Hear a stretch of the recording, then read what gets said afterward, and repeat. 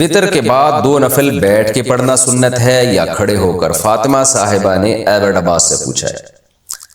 دیکھیے نبی صلی اللہ علیہ وسلم سے وطر کے بعد متعدد دفعہ 2 رکعت بیٹھ کے پڑھنا ثابت ہے، اس لیے بعض علماء اس کی فضیلت کے قائل ہیں کہ وطر کی نماز کے بعد 2 رکعت نفل بیٹھ کے پڑھنا چاہیے، لیکن جمہور اسی کے قائل ہیں کہ یہ نبی کی خاصیت تھی،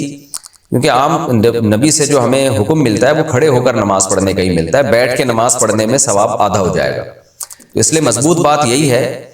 کہ اگر آپ نے وطر کے بعد نفل پڑھنا بھی ہے تو کھڑے ہو کر ہی پڑھیں، بہتر ہے، اور بیٹھ کے پڑھ لے تو آدھا ثواب ہے اس میں، وہ بھی ٹھیک ہے، کوئی حرج نہیں ہے اس میں۔ آدھی نماز بیٹھ کر آدھی کھڑے ہو کر پڑھنا۔ خواتین گھر پر جو فرض نماز پڑھتی ہیں اگر وہ 1 رکعت بیٹھ کر پڑھے اور باقی کھڑے ہو کر پڑھے تو کیا اس صورت میں نماز ادا ہو جاتی ہے؟ مزمل کراچی سے۔ فرض نماز کھڑے ہو کر پڑھنا ضروری ہے، جب تک بہت شدید مجبوری نہ ہو بیٹھ کے پڑھنا جائز نہیں ہے۔ تو اگر کسی نے 2 رکعتیں کھڑے ہو کر یا 2 بیٹھ کے پڑھی ہیں تو بیٹھ کے اگر مجبوری میں پڑھی ہیں، بالکل نہیں کھڑا ہوا جا رہا تھا، پھر تو جائز ہے، چاہے 1 رکعت پڑھیں 2 رکعت پڑھیں، اور اگر بغیر مجبوری کے بیٹھ گئی تو 1 رکعت میں بھی بیٹھ گئی تو نماز نہیں ہوگی۔ کیا جوائنٹ فیملی سے علیحدہ ہونا قطع رحمی ہے؟ اگر میاں بیوی جوائنٹ فیملی میں رہتے ہوں پھر حالات کی وجہ سے الگ ہوں تو جیسا کہ حدیث میں وارد ہے کہ قطع تعلق کرنے والا جنت میں نہیں جائے گا، تو اس بارے میں کیا حکم ہے؟ نہیں، جوائنٹ فیملی سے میاں بیوی کا الگ ہونا یہ کوئی قطع رحمی میں نہیں آتا، وہ تو انسانی فطرت ہے۔ دیکھیں اگر الگ نہ ہوتے تو آدم علیہ السلام اور حضرت حوا جہاں پیدا ہوئے تھے ہم بھی وہیں رہتے آج، تو ظاہر ہے بچے بڑے ہوتے گئے، آدم علیہ السلام کے شادیاں کر کے الگ ہوتے گئے تو پوری دنیا آباد ہو گئی، اتنے بڑے بڑے ملک آباد ہو گئے، ورنہ تو سارے وہیں گھس گھس کے رہ رہے ہوتے ابھی تک آدم علیہ السلام کے گھر میں ہی۔ سوچو کہ 6 ارب انسان ایک ہی بنگلے میں رہتے، کتنی بڑی ٹینشن ہوتی۔ جو الگ ہوتا ہے اس کو ہم تانا دیتے کہ تم جوائنٹ فیملی سے الگ ہو رہے ہو تو رشتہ داری توڑ رہے ہو، تو یہ انسانی نیچر ہے، جب شادی ہوتی ہے بچے ہوتے ہیں الگ ہو جاتا ہے، آبادی بڑھتی ہے، تو یہ الگ ہونا کوئی بری بات نہیں ہے، لیکن یہ آپس میں محبت سے ہو جانا چاہیے، لڑ بڑ کے نہیں ہو تو اچھا ہے۔ کیا سنت نماز چھوڑنے سے گناہ ہوگا؟ فرض نمازوں میں جو سنت مؤکدہ ہیں کیا انہیں چھوڑنے سے آدمی گناہ گار ہوتا ہے یا نہیں؟ حسان احمد حیدر آباد انڈیا سے۔ جناب حسان صاحب، سنت مؤکدہ جو ہے نا، جو فجر سے پہلے کی 2 سنتیں ہیں، ظہر سے پہلے کی 4، ظہر کے بعد کی 2، پھر مغرب کے بعد کی 2 اور پھر عشاء کے بعد کی 2، یہ سنت مؤکدہ ہیں۔ حدیث میں اس کی بہت ترغیب ہے کہ آپ صلی اللہ علیہ وسلم نے فرمایا جو ان 12 رکعتوں پر پابندی کرے گا تو اللہ تعالیٰ جنت میں اس کے لیے گھر بنائیں گے، اور آپ صلی اللہ علیہ وسلم نے ہمیشہ یہ نمازیں پڑھی ہیں، تو وہ سنت جس پر آپ نے بہت تاکید سے عمل کیا اس کو سنت مؤکدہ کہا جاتا ہے، اور اس سنت مؤکدہ کا حکم یہ ہے کہ وہ فرض واجب تو نہیں ہے، کبھی کبھار اگر کوئی چھوڑ دے، بلا عذر بھی کبھی کبھار چھوڑ دے تو کوئی حرج نہیں ہے، کسی عذر سے چھوڑ دے تو بھی کوئی حرج نہیں ہے، لیکن بلا عذر اگر آپ اس کو چھوڑیں گے اور عام طور پر چھوڑنے کا معمول اگر بنا لیں گے تو بہت سے علماء اس کے قائل ہیں کہ آپ پھر گناہ گار ہوں گے، اور اس پر تو سب کا اجماع ہے کہ ایسا شخص قابل ملامت ہے اور قیامت کے دن آپ صلی اللہ علیہ وسلم کی شفاعت سے محروم ہو سکتا ہے، اس کا امکان موجود ہے، تو یہ ایسا شخص قابل ملامت ہے، اس کو ملامت کی جائے گی، اس کو برا بھلا کہا جائے گا کہ بھئی کیا کر رہے ہو تم۔ اس کی مثال ایسے بہت سے لوگ آج کل نئے فتنے آ رہے ہیں نا، کہتے ہیں سنت مؤکدہ کیا ہوتا ہے، حدیث میں تو کہیں بھی نہیں ہے۔ اس کی مثال ایسے جیسے فجر کی 2 رکعتوں میں دونوں رکعتوں کو لمبا کرنا چاہیے،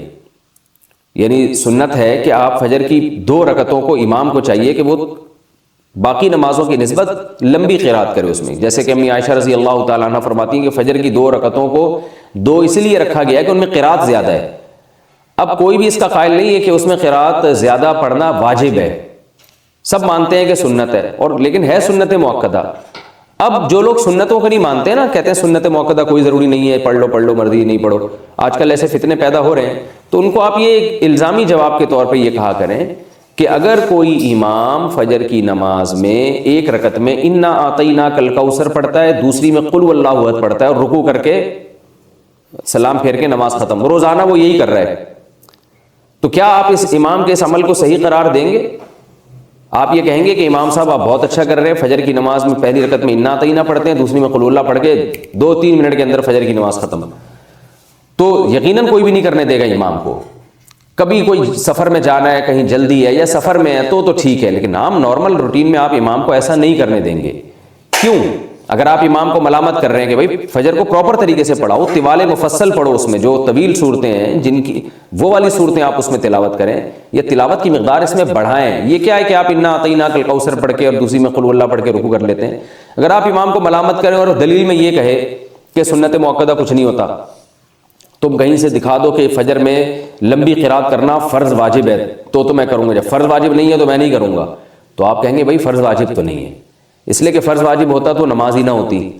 یا سجدہ سہو واجب ہو جاتا، تو نماز تو ہو رہی ہے آپ کی، لیکن جو پراپر طریقہ ہے نبی صلی اللہ علیہ وسلم کا نماز پڑھنے کا فجر کی، وہ یہ نہیں ہے۔ جو پراپر طریقہ آپ نے بتایا ہے اور صحابہ تابعین اس پر عمل کرتے آئے ہیں، وہ یہ ہے کہ فجر میں لمبی قرات ہوگی۔ تو اسی طرح یاد رکھیں کہ فجر سے پہلے 2 سنتیں ہو گئیں، ظہر سے پہلے 4 سنتیں ہو گئیں، ظہر کے بعد 2 سنتیں ہو گئیں، یہ جو سنتیں مؤکدہ ہیں یہ بھی فرض واجب نہیں ہے، لیکن نبی ان کو اگر آپ مسلسل چھوڑنا شروع کر دیں تو یہ کہا جائے گا بھائی نبی صلی اللہ علیہ وسلم کا یہ پراپر طریقہ نہیں ہے۔ آپ فجر کی 2 فرض جب بھی پڑھتے تھے اس سے پہلے 2 سنتیں لازمی پڑھتے تھے، آپ ظہر کی 4 سنتیں جب بھی پڑھتے تھے اس سے پہلے ظہر کے 4 فرض جب بھی پڑھتے تھے اس سے پہلے 4 سنتیں لازمی پڑھتے تھے، اس کے بعد 2 سنتیں بھی پڑھتے تھے، پھر مغرب کے بعد 2 سنتیں پڑھا کرتے تھے، عشاء کے بعد 2 سنتیں پڑھا کرتے تھے۔ تو جو پراپر طریقہ ہے نماز پڑھنے کا، 5 نمازیں جو فرض کی ہیں وہ پراپر یہی ہے کہ ان سے پہلے اور ان کے بعد یہ جو سنتیں ہیں ان کا اہتمام کیا جائے۔ تو اس لیے ان سنتوں کا بہت زیادہ اہتمام کرنا چاہیے، اور آج کل جو ایک جدت پسندی معاشرے میں پھیلی ہوئی ہے کہ سنت مؤکدہ کا بالکل ہی لوگوں نے انکار کرنا شروع کر دیا ہے، بس فرض پڑھو اور باقی کوئی کچھ بھی نہیں ہے، تو یہ غلط ہے۔ ہاں کبھی جلدی ہو، سفر میں ہو، کبھی یعنی سفر میں بھی ٹریولنگ کے دوران اس میں آپ سنتیں چھوڑ سکتے ہیں۔ سفر میں کہیں آپ نے اسٹے کیا ہوا ہے تو اور آپ بالکل سکون کی حالت میں، تو وہاں بھی سنت مؤکدہ پھر سنت مؤکدہ ہی رہتی ہیں۔ اس کی مثال ایسے جیسے آپ کہیں سفر کے لیے جا رہے ہیں نا، تو راستے میں انسان کو جلدی ہوتی ہے، افراتفری ہوتی ہے، تو وہاں سنت مؤکدہ نہیں پڑھنی چاہیے، چھوڑ دینی چاہیے۔ لیکن کہیں آپ پہنچ گئے، آپ نے کا اسٹے ہے وہاں، آرام سے آپ نے 1 ہفتہ گزارنا ہے، تو آپ سکون کی حالت میں، تو پھر سنت مؤکدہ وہاں پر